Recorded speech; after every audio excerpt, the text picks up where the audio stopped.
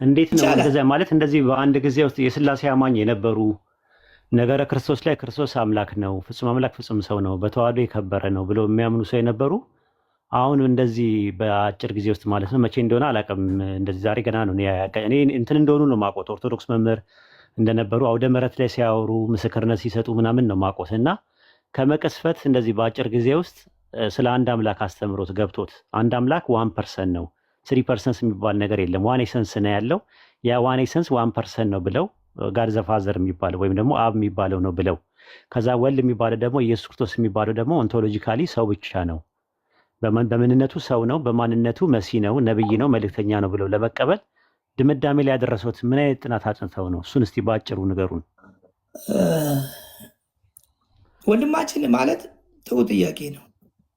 ሥላሴ የሚለው ከልጅነታችን ጀምሮ አምነነው ያደግነው ስለሆነ ለሰዎችንም ቅድም እኮ እያልኩ ነው ማስረዳት አንችልም፣ ለራሳችንም ግራ ይገባል። ድንገት ግን ከመካከል አንድ ነገር ካልን የምንቀሰፍ ስለሚመስልን ይህ ጥያቄ ሁሉም ማንኛውም የሥላሴ አማኝ ላይ አለ። ግን ምንድን ነው ካፈርኩ አይመልሰኝ ነው የዘመናት ጥያቄ። በተለይ ሥላሴ ብለው አርዮስን እቃወማለሁ ብለው 318 ሊቃውንት ይህንን ነገር ስላመጡት ይኸውና የእነሱ መጽሐፍ 500 ምናምን ገጽ። ይህንን የገዛሁት እንደ መጽሐፍ ቅዱስ ሁለተኛ ማስረጃ አድርጌ ነው። ይህንን ማንበብ ጀመርኩ። እርስ በርሱ የሚጋጭ ነው። አምላክ አምላክን ወለደ የሚል ነው። አምላክ አምላክን አስገኘ ይላል። አምላክ አብ ነው ይላሉ። ከአብ የተገኘው አምላክ ደግሞ ወልድ ነው ይላሉ። መቼ? ከፍጥረት በፊት።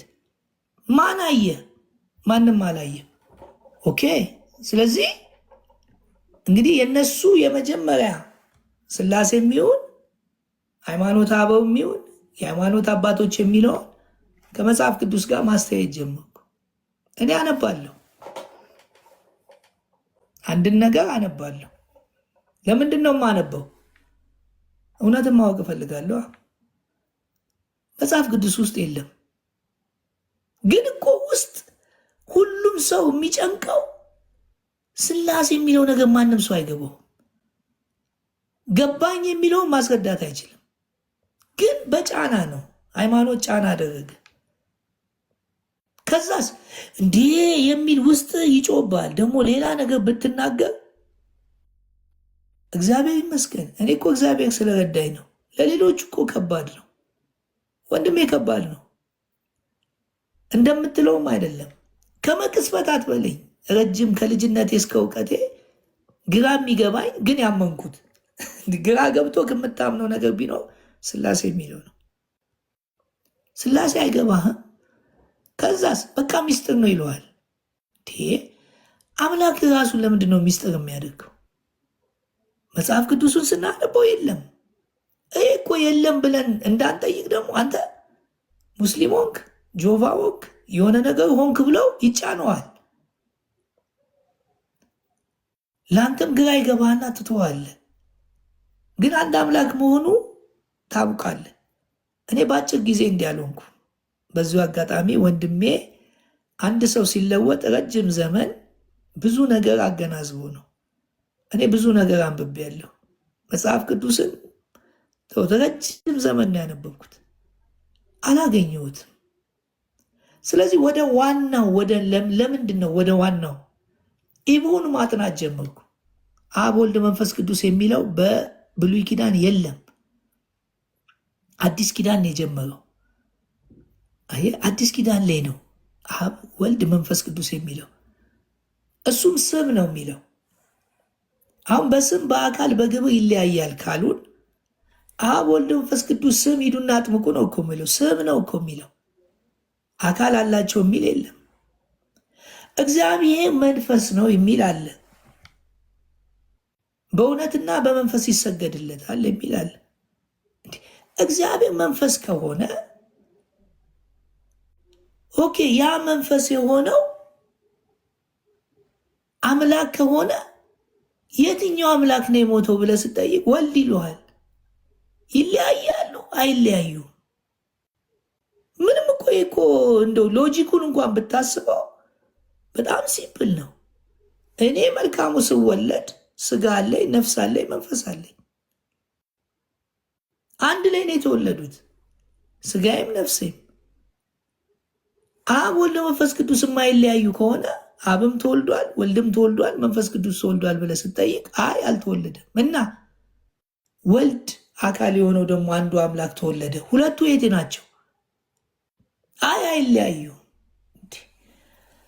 ለምንድን ነው የእኔ አምላክ እዚህ ጋር ሰይጣን ያስጨንቃል፣ ዓለም ያስጨንቃል፣ ኃጢአትም ያስጨንቃል።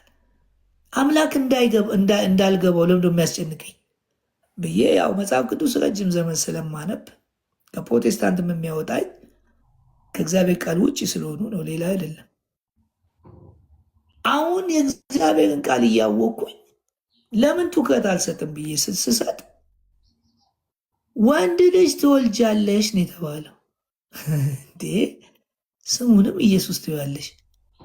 የሚወለደው ወንድ ልጅ ከሆነ አምላክ ከተወለደ አምላክ ይሞታል? አይሞትም። አምላክ ይሰቀላል? አይሰቀልም። ታዲያ ማን የተሰቀለው? ኢየሱስ። ኢየሱስ ደግሞ ማን ነው? ከማርያም የተወለደ። አየህ፣ ማንበብ አንዳንዴ ይጠቅማል። በማንበቤ መጽሐፍ ቅዱስን በስነ ስርዓት በማንበቤ ኢየሱስ ክርስቶስ ሰው መሆኑን አምላክ እንዳለው አባት እንዳለው ራሱ ተናገረ። አምላኬ አምላኬ ስለምን ተውከኝ? የትኛውን አምላክ ነው ስለምን የተወው? የትኛውን አባት ነው ስለምን ተውከኝ የሚለው? ኢየሱስ ክርስቶስ በመስቀል ላይ አምላኬ ተውከኝ አለ። ሁለተኛ የአባቴን ፈቃድ ልፈጽም ነው ይላል። በጣም ብዙ ቦታ ብትነብ ኢየሱስ ክርስቶስ ምንድን ነው? ሰው ነው። በአንድ አምላክና በሰው መካከል አንድ አለ፣ እሱም ኢየሱስ ክርስቶስ ሰው የሆነው ነው የሚለው። ኦኬ። ስለዚህ ሰው ሆኖ ከመጣ አምላክ ተዋህዷል ካልከኝ አንድ ላይ አምላክ መሞት አለበት። አምላክ ደግሞ አይሞትም። አምላክ ካልሞተ ታዲያ ማን የሞተው? አይ በስጋ ሞተ። እስቲ አምላክ በስጋ ሞተ የሚባል መጽሐፍ ቅዱስ ውስጥ አውጣ። የለም። ጭራሽ አምላክ ከሙታን አስነሳው ይላል። አምላክ አምላክን ያስነሳዋል ወይ? አያችሁ፣ መጽሐፍ ቅዱስን ያለማንበብ ችግር የብዙ ሰዎችን ችግር አምጥቷል። እኔ በብዙ መልኩ እኮ ሰብክ ያለው በብዙ መልኩ አስተምር ያለው፣ ግን አንዳንድ ጥያቄዎች ይፈጠሩ ነበር። አምላክ የተመሰገነ ይሁን። አሁን አንዱን አምላክ አመልካለሁ፣ እምነታዊ ነኝ። ለምሳሌ በመጀመሪያ ቃል ነበር ይላል። በጣም እቺ ነገር ለሁላችሁም ትጠቅማላች። በጣም ተረዱኝ። አሁን የማወራው መጽሐፍ ቅዱስን ነው፣ ቁርአንን አይደለም። ወደፊት ደግሞ ሁለቱንም እንዴት እንደምናወራ አንድነታቸውንና ልዩነታቸውን እወያያለሁ። አሁን ጊዜ ስላልሆነ ነው። አሁን ጊዜ ስላሴ ሶስት አካል ጾታ አለው ምናምን የሚሉትን ከነሱ ጋር ያለኝ ሙግት ስላለ ነው። አንድ ሰሞን እንደውም ከእስልምና ጋር ጀምሬም ነበረ። የማላቀውን በቋንቋ እንኳን አረብኛ ሳላቅ ይህን ያህል እንትን ማለት አያስፈልገኝም። ግድ የለም ይደርሳል ብዬ ስላቆምኩ ነው። ወደፊት ከእናንተ ጋር እንወያያለን። አንድ አምላክ ከሚለው ጋር እስማማለሁ። ሰሞኑን በጣም ጦርነት በእኔ ላይ የተነሳው ምንድን ነው? ሶስት አምላክ ከሚያመልክ አንድ አምላክ የሚያመልክ ሙስሊም ይሻላል ብዬ የተከፈተብኝ ጦርነት አለ። እፎይ ሶስት አምላክ እያመለከ በዛ ላይ ደግሞ ነቢዩ መሐመድ ይህን ያህል ሚስት አላቸው ምናምናምን። እንዴ ሰለሞን 1000 ሚስት አለ አይደለም? በብሉይ ኪዳንና በአዲስ ኪዳን ያለውን ልዩነት መናገር ሳይችል ዝም ብሎ መንቀስ ጥሩ አይደለም። እኛ ደግሞ አምላክን እንድናቅ እንጂ የሰዎችን ስህተት እንድናቅ አምላክ አይፈልግም። ምን ያደርጋል? የተጻፈው እንዳንሳሳት እንጂ ሰለሞን ተሳሳተ ብዬ 1000 ሚስት አግብቷል እኔም 1000 ላግባ ብዬ አልልም። አየህ፣ የአምላክ ሐሳቡን ካለማወቅ የተነሳ እዚህ ጋር ጭቅጭቁን እኔ አልወደውም። የሚገርማቸው ስለዚህ አምላክ አይታይም። ካልታየ ምኑ ነው የታየው? ቃሉ። ስለዚህ በመጀመሪያ ቃል ነበር የሚለው የአንዱ አምላክ ዘፍጥረት ምዕራፍ 2 ሄዳችሁ ብታነቡ በገነት ውስጥ የአምላክ ድምፅ ይመላለስ ነበር። የፈጠራቸው አዳምና ሔዋን እንኳን አምላክን አላዩትም። ግን ድምፁ አምላክ እንዲህ ብሎን ነበር ብለው ለሰይጣን ሲያሳስታቸው እሱ ውሸቱን ነው ብሎ እንዴት እንዳታለላቸው መጽሐፍ ቅዱስ ላይ ይናገራል። አየህ፣ የአምላክ ድምፅ ወይንም ቃሉ በመጀመሪያ ቃል ነበር የተባለው አምላክ ድምፁ ነበረ፣ ቃሉ ነበረ። ያ ቃሉ ደግሞ በራሱ ዘንድ ነበር። የእኔ ቃል እኮ እኔ ጋ ነው ያለው፣ አንተ ጋር አይደለም። የአምላክ ቃል ራሱ ዘንድ ነው እንጂ የሚለው የሆነ አካል ያለው እሱ ጋር ዘንድ ነው ማለት አይደለም። በጣም ተረዱ። በጣም በጣም በጣም የእግዚአብሔርን ቃል እኔ መጽሐፍ ቅዱስ በጣም ባነበብኩ ቁጥር በጣም ደስ የሚለኝ እውነትን ይነግረኛል። የአምላክ ቃል ራሱ ዘንድ ነበር፣ ቃሉም ራሱ ነበረ። ለምን አይታይማ? አምላክን የምናውቀው በቃሉ ነው። ቃሉ እኮ እሱ ነው። እኔ መልካሙ እኮ የምናገረው እኔ ነኝ።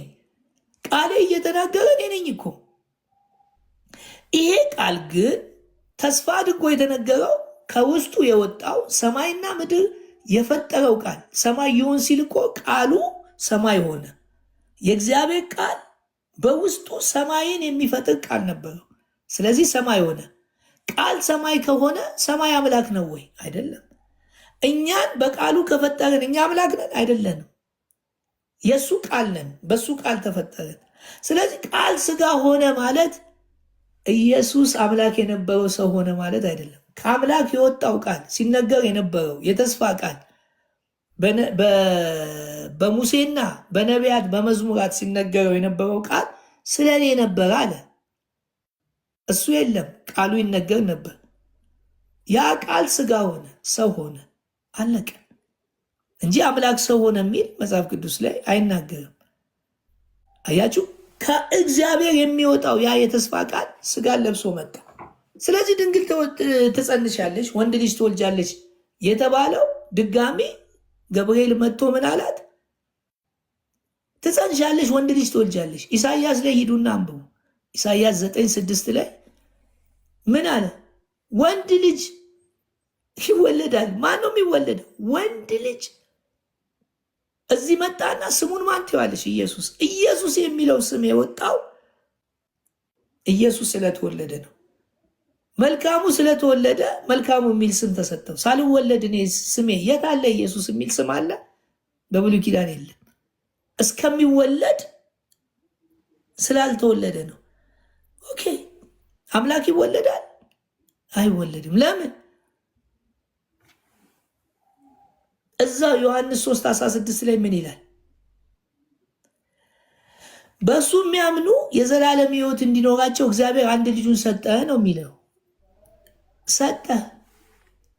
እሱ ምን አለ? የአባቴን ፍቃድ ልፈጽም ነው የመጣሁት አለ።